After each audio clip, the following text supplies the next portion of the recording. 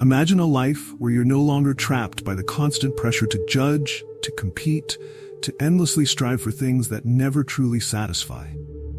Imagine if peace, clarity, and purpose were within reach, not by having more, but by shifting how we see the world and ourselves. It sounds almost too simple, doesn't it? Yet, the teachings of Jesus offer us something profoundly counterintuitive. The more we detach from wealth, from judgment, and from control, the more we find the happiness we've been chasing. What if I told you that by letting go, you actually gain? That by forgiving, you're setting yourself free? Or that by embracing humility and seeking deeper meaning over shallow rewards, you're unlocking a life of true fulfillment? It's a radical idea in today's world, a world that values possessions over peace, judgment over understanding, and control over trust. But ask yourself, how well has that really been working? This journey isn't about changing who you are. It's about uncovering what's been holding you back. It's about a shift in mindset that brings surprising clarity and relief. And here's the best part. You don't have to wait years to feel the difference. Just embracing one small shift in perspective today can open doors you didn't even know were there. So, are you ready to explore a path that challenges convention but promises a freedom most people spend their whole lives searching for? Lesson 1. Living with faith and trust. Imagine a life without constant worry. No anxious thoughts about tomorrow, no restless nights spent wondering, will I have enough? Or, what if things go wrong? How freeing would that be? In a world that teaches us to plan, predict, and prepare for every possible outcome, Jesus' words invite us to take a different path, a path of faith, trust, and surrender. But how does that actually work? How can anyone truly not worry? It sounds almost impossible, doesn't it? Yet think about it. Jesus isn't suggesting that we ignore reality or live recklessly. He's offering us a profound choice, to trust in something bigger than ourselves, something constant and unshakable, even when everything else seems uncertain. Now here's a question. When was the last time you let go of your worries, even for a moment? When was the last time you truly trusted that life, somehow, would work out? For most of us, it's been a while. But what if that simple act of trust could change everything? What if, instead of struggling against the currents of worry, we could find peace by floating with the flow of faith? And think about this. Have you noticed how much energy we spend trying to control the uncontrollable? We make endless to-do lists, plan every detail, and run over scenarios in our minds. But here's the twist. Control is an illusion. The more we chase it, the further away it slips. What if, instead of trying to hold the world in our hands, we let go and let faith carry us? Some people might say, but I've been let down before. I've trusted and things still fell apart. And it's true. Faith doesn't mean that life will be perfect or pain-free. But what it does mean is that no matter what happens, you have a foundation that cannot be shaken. You have a source of strength, even in the storm. And that kind of faith? It doesn't just keep you afloat, it teaches you to dance on the waves. So the next time worry starts to creep in, ask yourself this. What if I chose faith instead? What if, just for today, I trusted that life, with all its chaos and uncertainty, has a way of working things out? Lesson 2. Detaching from material wealth.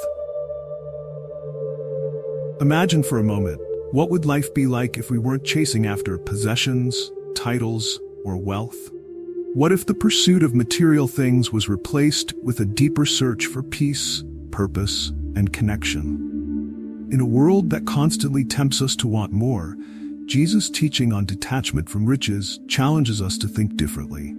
He suggests that our lives shouldn't be centered around accumulating things. But let's be honest, how often do we find ourselves thinking, if only I had a bit more, I'd finally be content? Yet, here's the catch. When we look around, do we see that people with more possessions are truly happier? Or does that desire for more only make us feel emptier, like we're constantly reaching for something just out of our grasp? What if contentment doesn't come from having things, but from freeing ourselves from the need to have them?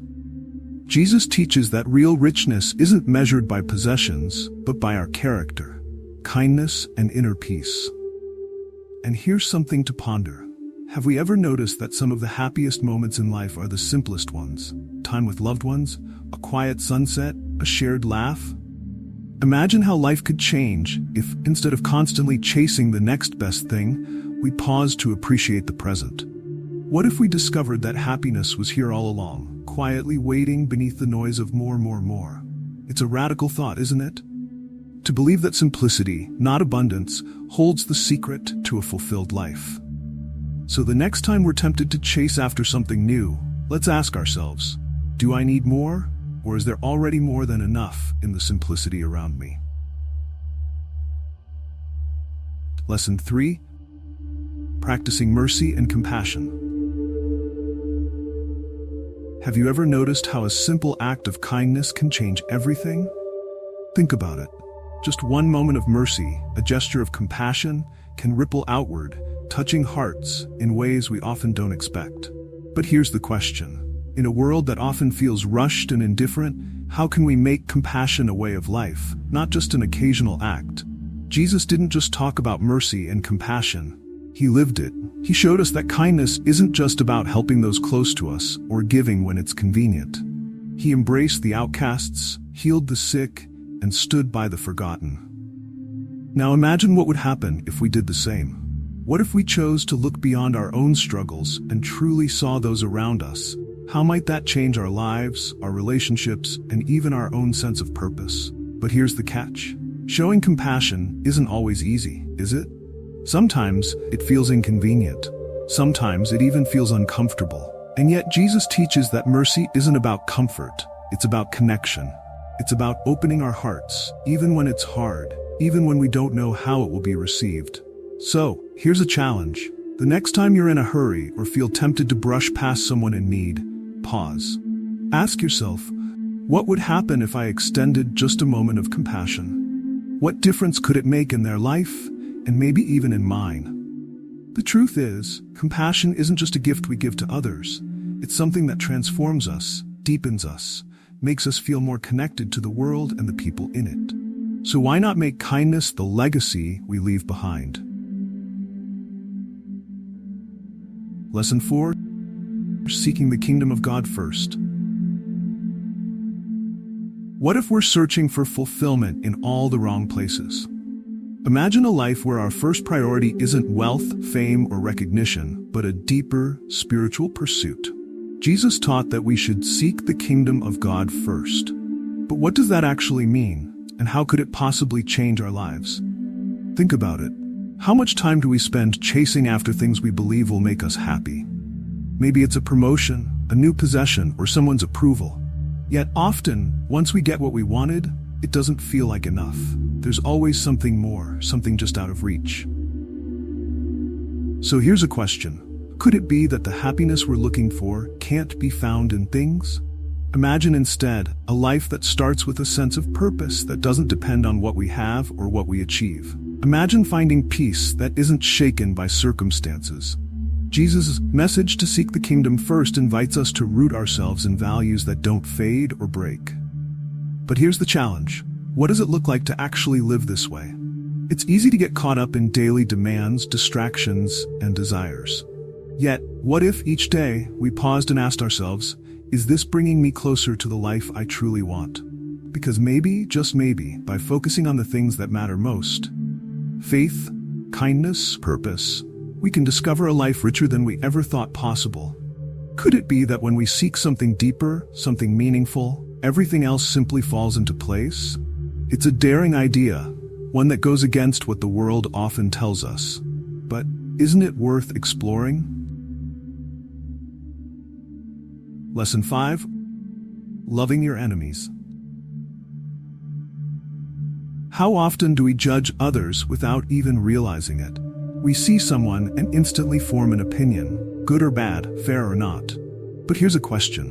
What if we're missing something important each time we judge? Jesus' message, do not judge, or you too will be judged, challenges us to step back and look deeper. Think about it. How would our relationships change if instead of jumping to conclusions, we reach understanding first? Imagine the walls that could come down, the compassion that could grow if we just held back that instinct to judge. But let's be honest, it's not easy, is it? It's natural to react, to want to label or categorize people based on what we see. Yet, what if we realize that everyone, just like us, carries unseen burdens, untold stories, hidden scars? How might that change the way we see them? Consider this. When we focus on our own growth, our own path, we suddenly have less energy to criticize others. By choosing not to judge, we free ourselves from the exhausting need to compare, to compete, to measure up. And in that space, real connection becomes possible. So here's a challenge. Next time you feel the urge to judge, pause and ask yourself, what story might I be missing here? What understanding could I gain by letting go of judgment just for a moment? After all, isn't it true that the way we see others often says more about us than it does about them? As you reflect on these teachings, ask yourself, what would my life look like if I let go of judgment, embraced forgiveness, and prioritized a deeper purpose over fleeting desires? Imagine the peace, the strength, and the freedom that could come from living with a clear heart and mind. Are you ready to stop being pulled in every direction, to break free from the grip of materialism and worry, and to truly live with purpose? If these ideas speak to you, why not start applying them today? Make a small shift, choose one principle, and see where it takes you. Have you tried living this way before? What's holding you back from giving it a chance? Remember, this is just the beginning. If you're eager to continue this journey toward wisdom, peace, and deeper understanding, subscribe to the channel and turn on notifications. There's so much more to explore, and you won't want to miss what's coming next. And for those ready to dive even deeper, I highly recommend getting your own copy of the Holy Bible, an incredibly affordable resource on Amazon. You'll find the link pinned in the first comment below. This timeless book can be your personal guide, filled with wisdom to help you live a life of meaning, resilience, and true freedom. Start your journey today.